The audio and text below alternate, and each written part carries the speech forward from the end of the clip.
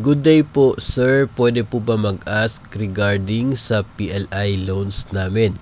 Ganito po kasi nangyari. Nag-loan po kami at nag-hold po sila ng part ng buwan, no, ang ito pong isang bangko. So nag-hold, nag-loan sila, tapos yung bangko ay nag-hold nang galing doon sa kanila pong net proceeds. Ang sabi po, if seen na sa payslip na nakadeduct na, i-refund na lang po yung sobra, which is ganoon naman talaga. Kaso po, on the following month na na-deduct na po siya sa payslip, ayaw na po ibalik ang pera kasi daw po advance payment na daw siya.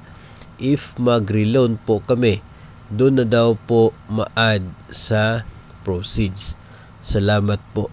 So, ang case ay ganito, nag-renew, no, ng loan mula po sa isang bangko, kaya ay nag-avail ng loan sa isang bangko.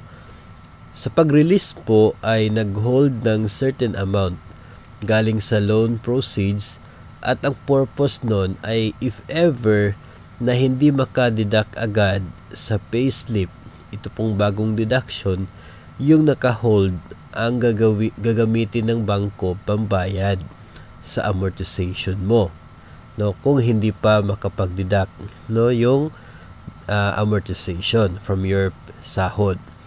Ngayon, sa case na ito, the following month ay nag-deduct na itong bangko, no, galing po sa sahod ng ating sender.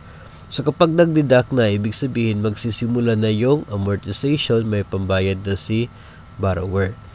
Pero yung supposedly ay i-refund na sa kanila yung naka-hold kasi nga advance payment daw or intended for advance payment, ay nga sa ngayon hindi na ibibigay ni bangko, no. Ang sabi na daw ni bangko sa kanila ay magiging advance payment na yun sa loan, at makikita mo yun, makikinabangan mo yun kapag nag-renew ka in the future.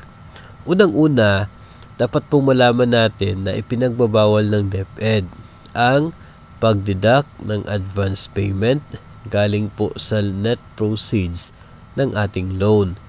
Kung i-check po ninyo ang DepEd Order number 20 series of 2021, nandito po nakalagay yung agreement para po sa DepEd at mga bangko related sa kanila pong pagpapautang sa atin.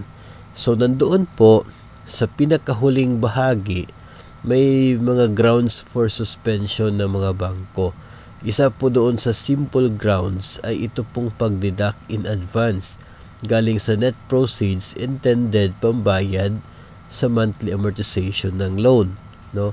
Ipinagbabawal po yun ng DepEd. Bawal po na mag-hold si bangko from your net proceeds para sa purpose na ito ang maggagamiting pambayad, no, ng inyo pong utang kung hindi pa po mag-deduct sa sahod, no, ito pong monthly amortization.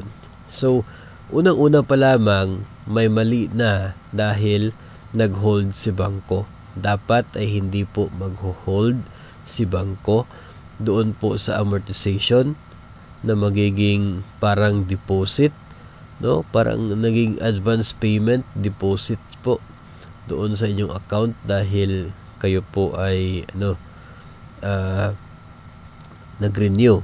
So yun pa lang po ay medyo mali na po talaga yon. Pangalawa ay ito nga pong